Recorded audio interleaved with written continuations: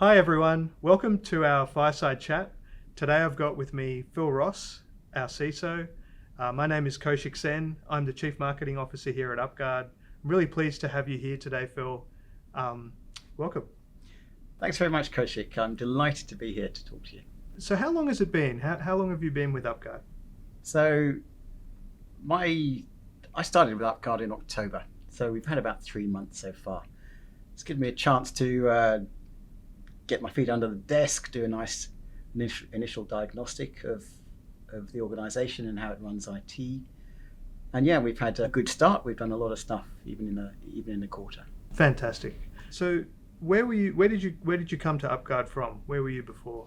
Right. Oh, so I was with Origin Energy for probably almost maybe 8 years. I had a few different roles at Origin, enterprise architecture roles, and then in recent years, very much a focus on cybersecurity. Origin is an incredibly complex beast.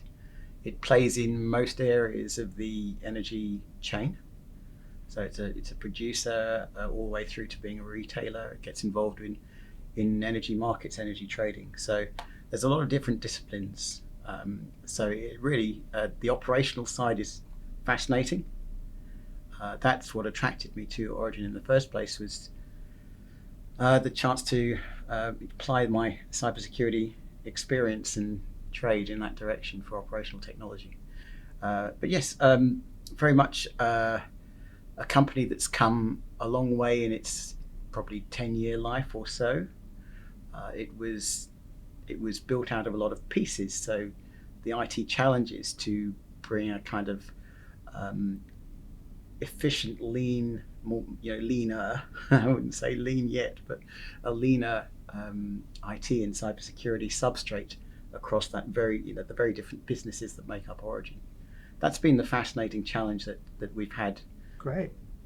And is it? The energy sector obviously is regulated, and regulated pretty heavily.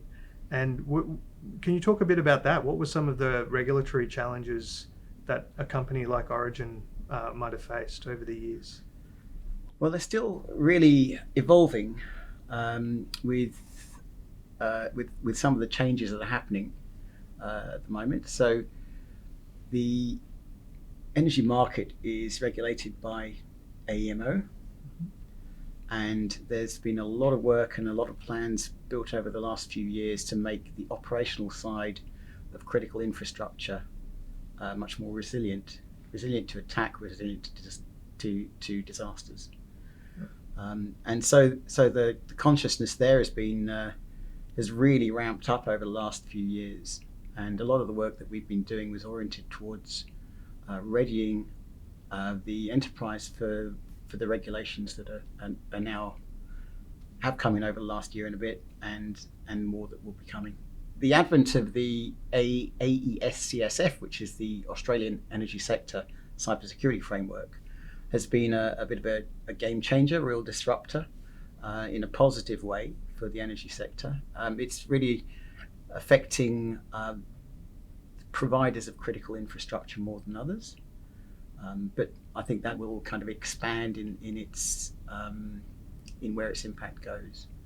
So this is really a maturity model, and there are targets that are placed and requirements placed on certain participants in the sector to reach those maturity targets at a certain time. These are phased, and that's going to be, it's been driving a lot of the work that we were doing at Origin over the last few years. Yeah, I can imagine. Was some of that work in the vendor risk space, out of curiosity? Yes, it has been, yes. Yeah. So is this the point to note that I was actually a customer of UpGuard's before I joined UpGuard? I think that's fair to disclose, yes. Yeah, so we did engage UpGuard as a provider of vendor risk management services, and that was our first step into that UpGuard product space. And that's been very successful so far. It's been a really good experience. And I know that the Origin team continue to work closely with in improving the value that they get from the product. it must have been quite an interesting transition then to sort of, I mean, thinking about a career that's spanned a couple of decades, but you kind of made a transition from a large regulated industry such as, the energy industry over to work for a cybersecurity software company like UpGuard. I mean, what has that transition been like for you so far? So really interesting. The contrasts is what makes it interesting. So UpGuard is very much a modern conceived enterprise. The founders assembled it in what they knew to be the right lean model for technology. So for our enterprise, the enterprise side of UpGuard is, of course, a pure SaaS stack. Now that provides the opportunity to do things right from the start. You don't have the legacy balls and chains of having to patch servers, having active directories, on-premise active directories to worry about, having all of those kind of legacy-bound vulnerabilities that might have solutions to their resilience now, but take an awful lot of effort and consciousness to keep on top of. Yeah. So we don't have that. It means the team here can concentrate on how we can keep the business moving as fast as it can. Yeah.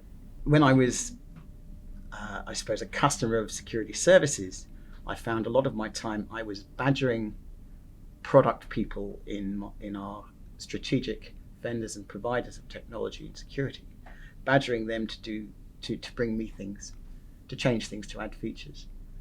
So it's kind of nice to be on the vendor side and actually being able to have a hand in saying, okay, well, we can do that. And having your contribution to the product development process, we're just starting to do that, and it's fantastic. So we appreciate it. Thanks, Phil. Yeah, I suppose it's early days yet. Of course, there's plenty to do. But yes, I'm sure I'll have some killer ideas for you. It's going to be great. Shortly. Yes. Now, UpGuard's focus is on VRM. For people who don't know the acronym, it stands for Vendor Risk Management. And we're very much focused on the cybersecurity side of that, so call it Cyber VRM. And now, having spent a little time working here now, so how do you think we're going at managing our own vendors and our own vendor risk? So we are moving at a fast pace. We have a good grip over I suppose what we'd consider the core enterprise applications. There's always things that we can do better. There are a lot of SaaS that you wouldn't consider core. And at the speed that UpGuard's been moving, it's been beneficial for those SaaSes not to be centrally managed.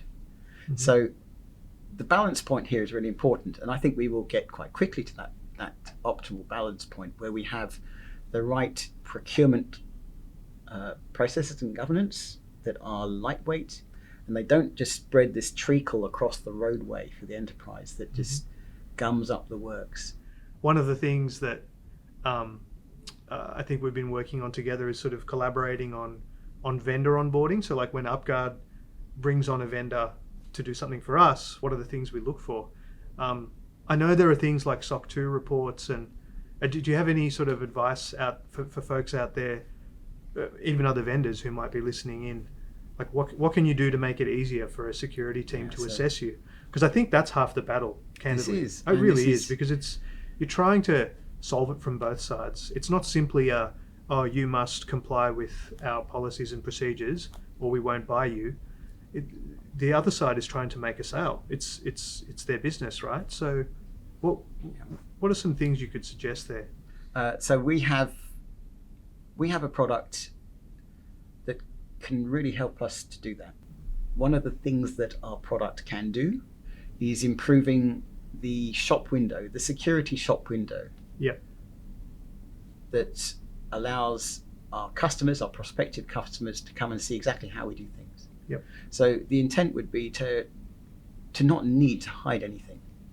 We're not trying to gloss over something. We're not going to try and hide something behind an overview report on something or a weekly answered questionnaire or anything like that. We want to show our customers exactly how we do things and why we think that is gives us the resilience that they need to know we have they need to know the care that we take about the systems that support the processing or the caretaking of their data. Yeah, that makes a lot of sense. I mean, that our shared profile feature helps us do that, or helps our customers do that. And it's a great shop window, and I think I can see how that would get more and more enriched as something that essentially we would just present as, in our web presence. So if someone's just looking at, they've seen UpGuard's name, or they find it through a search, they're looking up vendor risk management or attack surface discovery or anything like that, they'll find us, they'll see exactly how we do things internally to quite a deep level. That's fantastic. So if there were 3 cybersecurity takeaways for folks to consider, what would they be? I've always been one for attack surface. So this is such an obvious thing. Being aware of your attack surface, knowing your attack surface, is something that a lot of enterprises don't do well, and it's becoming easier now than it has ever been. Obviously, in an enterprise that's got a pure SaaS stack, this is something that's very doable now. If you've got legacy infrastructures that you have to worry about and very complex on-premise networks, then that's a harder challenge. So secondly, you can't get away from identity remaining the keystone for your security state. So, we're all worried about identity breaches. This is the enterprise killer, right? And there's 2 sides to this, really. There's the intelligence side. You really want to know if your identities have been breached as soon as possible, because that can really kill you. And if you know early enough, you've got a chance to go and repair. You've got a chance to go and address this. So that's the intelligence side of it. But the proper management of your identity assets and your accounts is still of absolute key importance. So being able to integrate everything with a central identity provider, that's your optimal state. You can foil a lot of the kind of potential for attack by handling that identity piece as well as you can do now. So thirdly, there's the vendor risk side. As a CISO, especially from working in an enterprise that is being conceived in a modern model of technology, I can manage things that we control really well. I have no excuses there not to get to that optimal point at some point in the next the next year or so, or whatever. What I can't do is manage my vendors. So there is that limitation. Our data, our crown jewels, our information is outside our boundaries of control.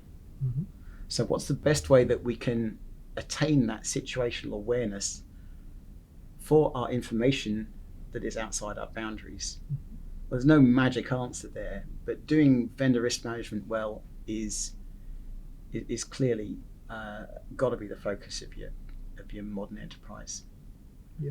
And we're getting more and more capabilities to be able to do that. It's hard to see exactly where it's going to end, because perhaps the direction it's going to go is to have more kind of trust brokering, where you have companies potentially such as UpGuard who are in the middle as a trust broker, and they can help to certify or score an enterprise continuously on how they're doing. And that's really as far as you can go as a customer. You can't go and audit 100 different customers once a year, and you wouldn't even get the information you needed if you tried. That makes sense. Awesome. Well, Phil, thanks for taking the time to sit down and have a chat. Welcome to UpGuard again. It's fantastic to have you on board. For context, a few of us have worked with Phil in the past, and he's a fantastic security specialist, CISO, and most importantly, a fantastic human. So thank you for taking the time. Thanks very much for the opportunity. It's been fun. Awesome. Thanks, Phil.